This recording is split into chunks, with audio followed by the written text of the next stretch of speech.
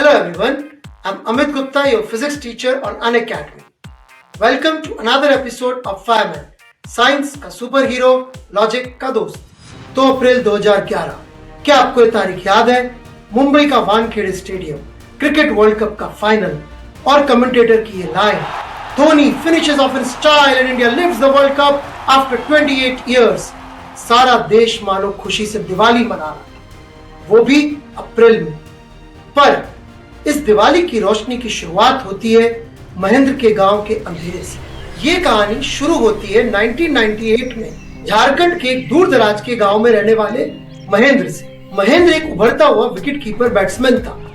वो इतना तगड़ा बैट्समैन था कि सफेद गेंद को भी मार मार के लाल कर देता था, एकदम धागा खोल देता। जल्दी ही अंडर 19 जोनल टीम का सिलेक्शन होने वाला था और महेंद्र को इसी अपॉर्चुनिटी का इंतजार था। डे एंड नाइट टूर्नामेंट के लिए प्रैक्टिस भी तो डे एंड नाइट करनी पड़ेगी। महेंद्र दिन में गांव से दूर के मैदान में प्रैक्टिस करता था, पर शाम होने के बाद मैदान में रोशनी नहीं होती थी, इस वजह से उसकी प्रैक्टिस पूरी नहीं हो पाती थी। यदि वो विकेट कीपिंग की प्रैक्टिस करता था तो बैटिंग की छूट जाती थी, और बैटिंग की करता था तो विकेट कीपिंग की। तो इस तरह से तो वो सेलेक्ट ही नहीं होता। महेंद्र का एक दोस्त था कमलेश, सब उसे जुगाड़ू कमलेश कहते थे। उसने स्वदेश मूवी देखी थी। उसने सोचा कि क्यों न जो गांव से 50-60 किलोमीटर दूर झरना है, वहां पर हाइड्रो इलेक्ट्रिक जनरेटर लगाकर खुद इलेक्ट्रिसिटी प्रोड्यूस कर ले। कमलेश ने जुगाड़ किया और पूरे गांव की मदद से झरने पर हाइड्रो इलेक्ट्रिक जनरेटर लगा दिया। इतनी इलेक्ट्रिसिटी प्रोड्यूस हो रही थी कि पूरा वानखेड़े स्टेडियम जगमगा उठता। महेंद्र खुश हो गया, पर जैसे ही उसने मैदान पर लाइट जलाई, उसको 440 वोल्ट का झटका लगा, वो भी बिना इलेक्ट्रिसिटी के। जहां झरने पर सफिशिएंट इलेक्ट्रिसिटी प्रोड्यूस हो रही थी, मैदान पर 0 वाट का बल्ब भी बहुत डिम जल रहा था। बल्ब तो नहीं जला, लेकिन सबके दिमाग का फ्यूज जरूर उड़ गया। किसी को समझ में नहीं आ रहा था अब क्या करें। मैदान पर सफिशिएंट लाइट क्यों नहीं आ रही थी? महेंद्र अब प्रैक्टिस कैसे करेगा?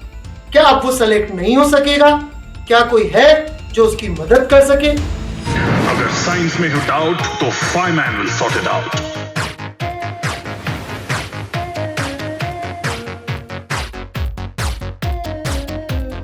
सबसे पहले ये समझते हैं कि मैदान में सफिशिएंट पावर क्यों नहीं आ रही थी। इलेक्ट्रिसिटी सप्लाई में सबसे इंपॉर्टेंट होता है इलेक्ट्रिसिटी का ट्रांसमिशन।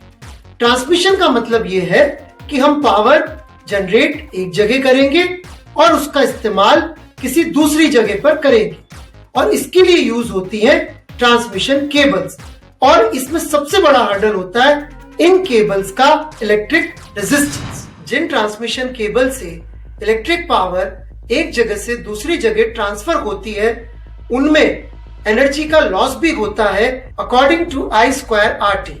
और जितनी ज्यादा इन वायर की लेंथ बढ़ती जाएगी, उतना ज्यादा रेजिस्टेंस बढ़ेगा और उतना ज्यादा पावर का लॉस होगा।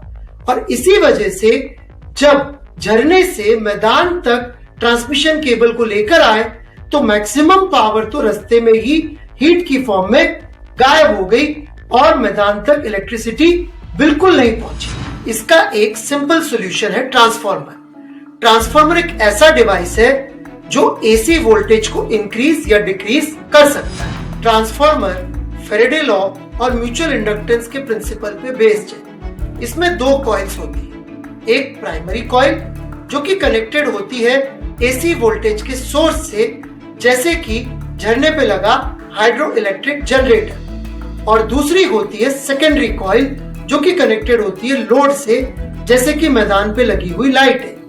और ये दोनों कॉइल्स लिंक्ड होती है ट्रांसफार्मर की कोर से। जब एक एसी सोर्स को प्राइमरी कॉइल से कनेक्ट करते हैं तो वेरिंग मैग्नेटिक फील्ड प्रोड्यूस होती है, और ट्रांसफार्मर की कोर की वजह से ये varying magnetic field secondary coil से भी लिंक्ड होती है।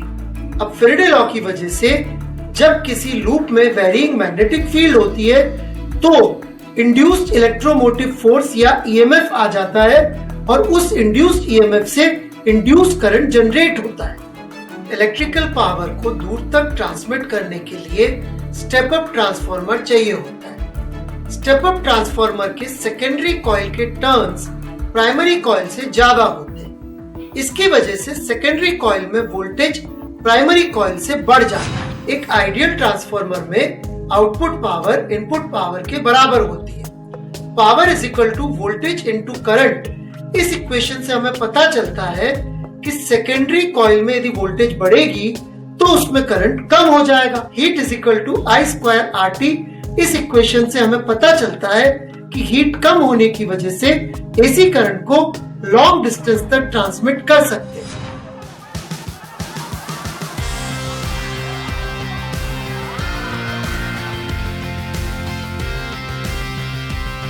तो ऐसे फायरमैन ने मारा चौका और महेंद्र को मिल गया अंडर 19 में खेलने का मौका।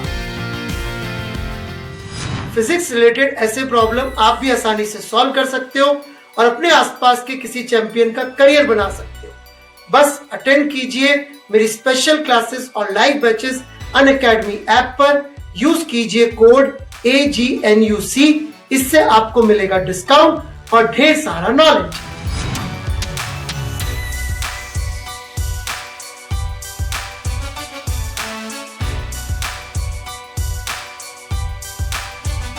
But that's it from this episode. फिर मिलेंगे फायरमैन की एक नई कहानी के साथ। तब तक के लिए like share and subscribe. Keep watching fireman.